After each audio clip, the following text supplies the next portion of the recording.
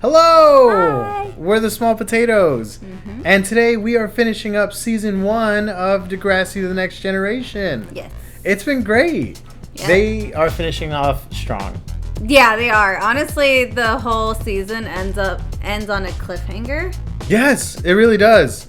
But we start off really strong with episode 11 called Friday Night. Friday night, I'm thinking that we just might. And it's centered around our favorite bad boy, Sean. He is going up to Emma. It's Friday night. He wants to ask her out. So it's Friday. Do you have any plans? No? Maybe we could hang out. Sure. And he does. What we assume is a date. Yes. And he does. Yeah, he very awkwardly goes up to Emma and asks if she wants to hang out on She's this head Friday over night. heels for him. Yes. She's always so like, Sean. And she's doing that while she's talking to Manny. But then Manny's like, wait, are we hanging out or is this a date? And she gets into Emma's head to go and ask Sean. He just asked me. Well, it had to be more than just, he asked me. Yeah, right? not in a malicious way, though. I think Manny was just being a good friend and not wanting to embarrass her friend. Yeah, by yeah. having her think it was something else. Mm-hmm. But yeah, she is dealing with that. While the subplot goes on, it's involving Spinner, Jimmy and Miss Kwan. My disc man. No, your fault for listening to it in my homeroom. This one's a little tough. This one is the storyline I prefer out of this episode. It's just more emotional. Yes. Yeah. We start off with Spinner disrupting class. He has his headphones on and the music's really loud, and then he's clicking his pen, and Miss Kwan is like, who is doing that? And then she finds out it's him, Yeah. and she's kind of really mean about it, about something kind of small. I don't think she's being mean about it. I think she's just really annoyed by it. Like, she doesn't have the tolerance for his ADHD stuff, Yeah, we can hear in her tone. She's probably got stuff going on at home. Mm-hmm. But Keep wasting my time, Gavin, and I'll keep wasting yours. we cut back to Emma, who approaches Sean, and he blows her off. Yeah, because she's like, Sean, like, is this a date? And he goes like, and turns around. And then they end up in like gym class, Yeah, right? and she takes it out on him Because they're playing dodgeball. just throwing all the balls at him and being... Yeah, nice shot. But there are other targets, super aggressive. Even the coach says something. It's funny, it's cute, and it's also good to see that Mr. Armstrong still has his job. Oh yeah, the coach, Coach Armstrong. So he's back. Yeah. Well, he never left, technically. Because remember, Emma started the rumor. Yeah, luckily he didn't get fired. But that's going on. Jimmy now gets in trouble with Miss Kwan. Yeah. He is making out with Ashley and... Honey, disengage yourselves. But we were just... Would you prefer to take it up with the principal? I'm sure he'd be happy to discuss the finer points of the Degrassi Code of Conduct. You two may think you're adorable, but that doesn't mean anyone else does. in the hallway, and just like an authority figure should, it's middle school. Miss Kwan, They are middle schoolers. Miss Kwan has to stop this. Because she goes like, you guys aren't as cute as you think you are. Yeah. But she does say like, hey, do you want me to just kind of like yell at you right here, or do you want to go to Radich's office? Yeah. So it's kind of like the lesser of two evils. So Jimmy brings this to Spinner's attention because he's still working in the cafeteria. Oh yeah, and then even Spinner says, "Oh, if Kwan wasn't such a meanie, I wouldn't be working at the cafeteria." But Spinner, you brought bugs into the cafeteria. So he devises a plan to get back at her. Literally, the note says Kwan equals revenge, right? And I don't know if the episode is trying to make us, the viewer, think that Miss Kwan's like a bitch, but a meanie bobini. She's really not. She's not. She just seems like just less tolerant of all these shenanigans. So the episode shifts back to Emma, and she has already approached Sean to make sure everything was all right. Yeah. He was just a little nervous. Yeah, because the way that Emma approached Sean, it kind of seemed as if she wanted to cancel their date. So I could see why Sean was just like, I don't want to talk to you if you're going to cancel the date. We have this really cute moment with her and her mom. Oh my God, yes! Her mom takes it like a Polaroid of her shot, and they're really like, cute. they're still like. like that in the picture. It's adorable. It's Emma's first date. Yeah, they go to the mall. They're having a good time. They're about to go see the movie, but then Emma's like, hey. It's Paying for the movie, remember? No, it's not that.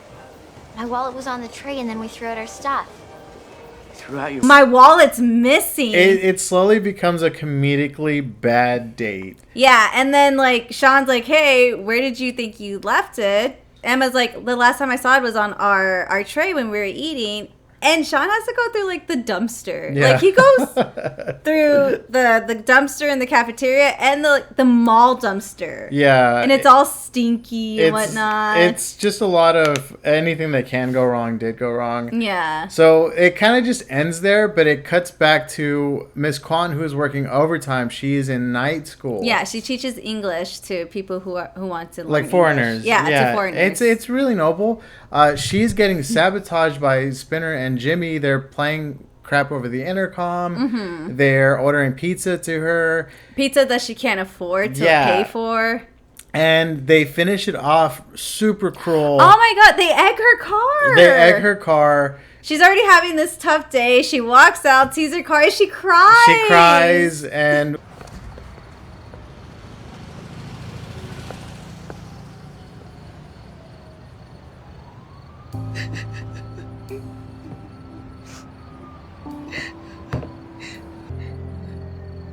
It's later revealed to us by Mr. Radich, who is now replacing her because she's on administrative leave, that her husband was ill and she's pulling in all this overtime to sort of make up for money, finances. Yeah. And dude, they just never touch on this ever again. And this is my issue with Degrassi. It does a lot of this. Yeah, like we get these like strong emotional endings and then we just forget about it the next day. Yeah, but also the next morning, Emma is super sad that her date went bad. But Sean doesn't mind. He got to hang out with Emma. Yeah. All he wants is the picture that they took. He's got a heart of gold. Yes. So it ends on a bittersweet note about Miss Kwan, but it's good to know that Sean and Emma are good. They're moving forward as a couple. Sorry. So episode 12 is called Wannabe, aka Friends Forever. Oh. And this is a really good episode. Not as good as the last one, but it's centered around Manny for once. The first time this season. Oh my god, yes. Yeah, it is. Because she wants to get into cheerleading. Yes. Because Paige and Hazel are starting a cheer squad. Yes. For the first time. And the way they are beginning it is they are getting interviewed by Liberty, who is a reporter still. Yeah. She's the student treasury and a reporter. She questions them about how sexist cheerleading is and how they feel about that. And Paige is just saying, oh, it's just something to have fun. And the progressive thing about this squad is that they're including both girls and boys. So that's where I'm like, I don't think it's very like anti-feminist, especially if they're inclusive. This intrigues Manny because up to this point, she's really been nothing other than Emma's best friend. And then we always hear about how strict her parents are, too. Yes. Yeah, she can't hang out too much outside of her house because of her parents. Emma, being the white savior feminist that she is... She really is like that. Is totally against this. Even though her friend is interested in this, she does not care one bit. She wants to keep Manny to a reduced nothing character. Well, she's also like jealous because Manny's really good at gymnastics. She can cartwheel, she can flip and all that. So once Paige and Hazel see this, they're so drawn to her. They're really like nice to Manny, and Emma sees this and gets jealous. And I don't think we've had any interaction from these characters at all together at this point. Yeah, all four of them, no, because Paige has been pretty good. Speaking to Emma, if anything. Yeah, she helped Emma with her tampon situation and with the Sean stuff too. Yes, it kind of goes back and forth. There's a divide between Manny and Emma. And Emma decides that she is going to write a hit piece for the school paper. Talking about how anti-feminist it is, and the cheer squad needs 12 people to be able to like be an official squad. So the girls are very afraid that this hit piece is going to get people to unsign up or not sign up, and they won't have their cheer squad. They can sabotage them. Yeah, absolutely. Yeah.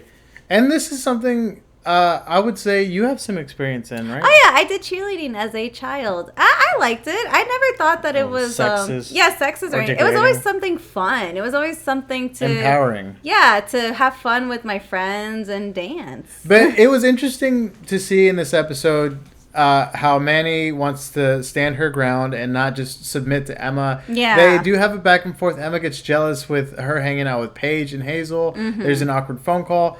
But it ultimately ends with a weird confrontation involving Mr. Simpson.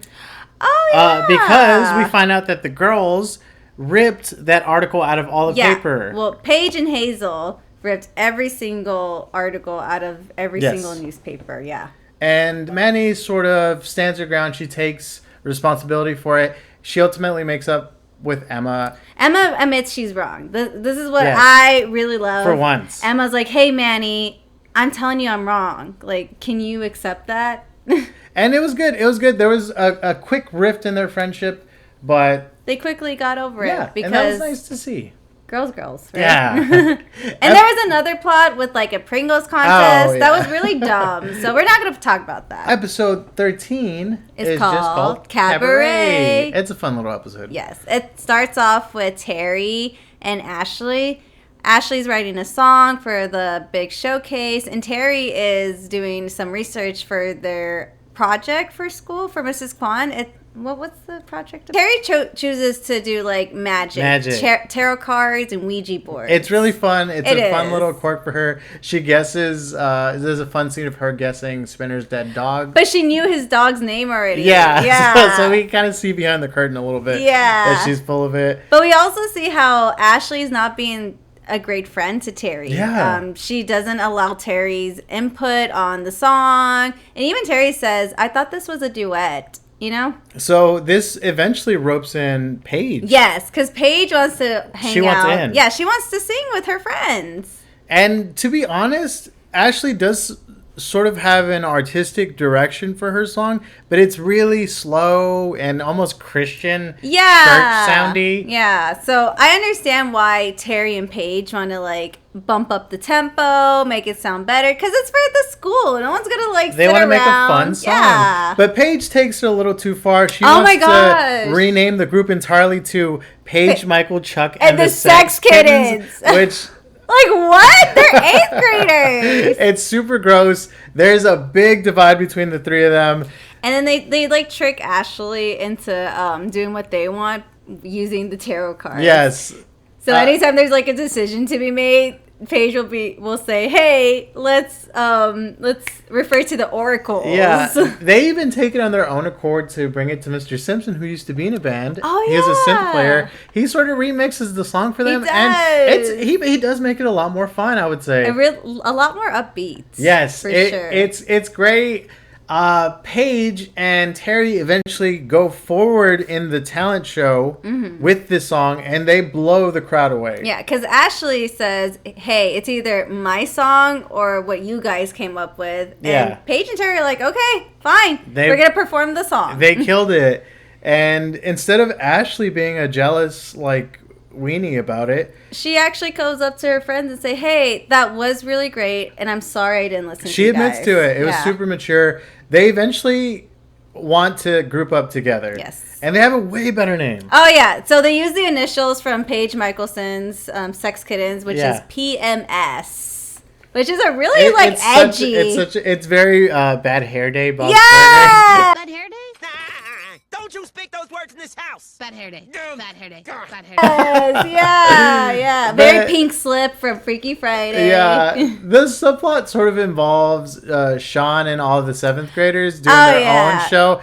It was kind of lame. It was, but the cute thing that came from it was everybody was laughing at Emma's like interpretive dance thing. How bad it was. Yeah, but Sean gets up, he's like, everybody, shut up! It's like that TikTok trend where that person starts to like, you're going to listen to my boyfriend and you're going to like it. Yeah. So my husband is going to show you his 30-piece Bible collection. You better comment and you better like it. I'm not playing. It shows just, he's not really a bad guy at all. Yeah. He's just kind of a sweetheart. Yeah. But episode 14 is actually centered around Sean, and it's called Under Pressure. And it's where we finally see a boot his troubled past. We've been hearing about it the whole season. since he's been introduced. Yeah, because he got held back, so obviously it was something that was really serious. It's never clearly been explained. Yeah, but everybody's so scared of Sean, so we assume that it's also violent. We start the episode with him and his weird brother fixing up Yeah. a motorcycle and studying at the same time, which shows how good his brotherhood is. Yeah. But Sean gets a word that his mom is reaching back out to them. Yeah, because she was an alcoholic, but she's recovering right now. And Sean doesn't want to talk to his mom for obvious reasons. He probably was really hurt by her. Yeah, he doesn't want to go back to his original hometown of Wasaga Beach. The test that Sean is studying for is his media immersion class. And we could tell it's bringing a lot of stress to him because he's being extra touchy, Yeah, real sensitive, he's very, real like- short-tempered. Yeah, short-tempered. Jimmy even cracks a joke at him, being like, oh, hey, it'd be nice if you passed so you could finally get to the 8th grade. Because he was held back, but it wasn't for academic reasons. It wasn't. We find out because Sean invites Emma to come over because she's his girlfriend and she's smart and she can help him study. Yes. But she ends up running into his brother, and his brother's like, hey, like he applies. He's had some behavior issues. Yeah, behavior issues. So Emma wants to just straight up know. She's like, hey, Sean, what happened? What did you do? Yeah. And Sean admits to her that he beat up a kid so bad that he went deaf in one ear. And that's eventually what made him switch towns and be held back. Yeah. And it's something that I feel can traumatize someone at that age that's not even 15 yet. Yeah. And it is a really good reveal. Like, this is why he has been very reserved. Yeah. But he, along with the subplot, it's all centered around the exams. Yeah. And they tie in together. So we're Yes. going to go ahead and talk about the other subplot. Which is mostly Spinner trying to weasel out of it. Yeah. By capitalizing on the school flu that's going around. Oh, yeah. So some random kid's sick. And then that kid gets Terry sick. and then Spinner tries to get, like, really himself close. sick. Yeah, because he doesn't want to take Mrs. Kwan's exam. So he drinks out of Terry's, like, coffee cup or something. Yeah, to try to get himself sick. And then Yes. the day of the test, he informs Miss Kwan he's not feeling well, which gives oh us my god! a funny scene with the he nurse. He goes to the nurse and he's telling the nurse, like, I don't think your thermometer's working. So the nurse goes and takes out this, like, anal thermometer and puts, like, a crap ton of Vaseline on it. He's like, okay, well, let's try it the good and true way. But Miss Kwan, like, really, like, steps up. She and Mr. Simpson both step up, I would say. Oh, by the way, Miss Kwan is back in this episode. Oh my god! Yes, we totally forgot to mention that. She shows up randomly, and she's in such a better mood. Like, when she's having this conversation with Spinner, she even says, let's start over. Yeah, restart. Fresh start. She lets Gavin know. That's his name, Gavin. Yeah. She says, I believe in you. And you can do it. Let me just say that Spinner and Jimmy faced no consequences. No consequences at all for bullying Mrs. Kwan. For breaking this woman. And she, the endearing person she is, comes back. She gives Spinner confidence to go and take the test, just as Mr. Simpson gives Sean confidence to go and they're finish having the these test. Conversations at the same time. They're both just such great teachers. The teachers are great. They are. They're very encouraging and very how would you say it? Inspiring? Inspiring, yeah. Yes. Because any teacher could just say, just do the test, you'll do fine. But they find a way to let them know, hey, just because of your ADHD or your past, don't let that keep you from progressing. Yeah. And we are still sort of involving Jimmy and Sean. Yeah, because Jimmy makes another comment to Sean. I forgot what it was. Sean is just getting touchier as we go. He pushes him into the locker and is like, meet me after school. They agree to fight. So they fight after school. At first, Jimmy's like on top of him, really keeping him on the ground. But then Sean gets on top and starts punching Jimmy. And that's when Emma decides to like butt in. The middle of it. Yeah, she's like, get off him, Sean. And Sean pushes her to the ground. Thankfully, she wasn't hurt, but it does show that, hey, Sean is you got anger issues, man. Yeah, that he's got to work on. Mm-hmm. We end on a bittersweet note because the next morning, both Spinner and Sean are informed that they passed their test. So Sean will finally be moving on to the 8th grade, and Spinner will be able to have more confidence moving forward. Mm-hmm. But it comes at a cost because Sean is trying to make amends with Emma. But she's not having it. She lets him know, you went too far. We're over. They are over, but, you know, I'm happy for Sean. He absolutely should have handled that better. Yes. But, you know, so it goes. We finish this season on a wild one. Oh, yes. This episode, and I'm sure everyone that's clicked on this video probably knows this episode, it's called Jagged Little Pill. Yes. And it's the last day of school, last day at Degrassi. Things are happening. Ashley's parents are out of town. So she wants to she doesn't want to throw a party. She just wants her friends. Yeah, over. she just wants her friends over. But her parents have these rules, one person each per yeah. kid. So at first it's just Toby, JT, Ashley, and Terry. But Paige is so, invite me, FOMO. Yeah, and she pressures Ashley into making it a party. Yes. Because the get-together is really slow. There's not really a lot going on. She is asking Ashley to invite boys over, invite Jimmy over, and while this is going on, the wildest shit from the whole season, I would say, happens. Yeah, so first, Toby and JT invite bad boy Sean. Yeah, for cool advice. Yeah, for cool advice. And JT randomly pulls out an ecstasy pill. And he even says, like, this is 2 weeks worth of allowance. Out of nowhere, he just has a hold of ecstasy. And he calls it, like, the love drug. And right? and Sean can see clearly he's the wiser of Yeah. the three. He goes and says, "Oh, I know how to split this. I'll go cut it for you guys."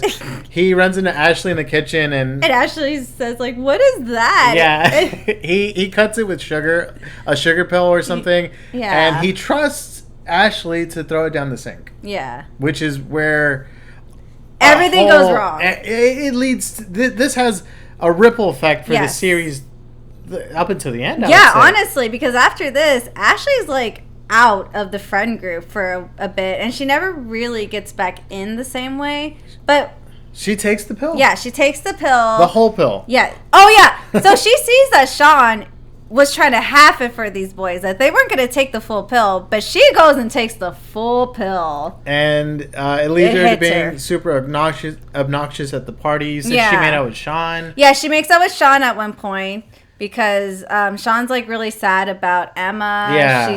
Emma's still mad at him, and he's crying, and then Ashley just randomly kisses her. She's like, and I feel like Jimmy sees them coming out of Ashley's room, and her little like shirt is like that, you know. So he puts two and two together, but he gives her the benefit of the doubt at first. He says it's the drugs, this isn't you. Yeah. But then Ashley is over here saying, God. This is me. You guys said I'm too uptight. This is the real me. I like it. I don't know about you guys. She admits to wanting to break up with Jimmy. That she should have broken up with him. Yeah. It was super mean, and that Sean fulfills her more. Yeah. You know, it's really bad. I understand why Jimmy hates Ashley. For comedic relief, JT and Toby are pretending to be high. Oh yeah, they're over here like, oh. They're staring at a lava lamp.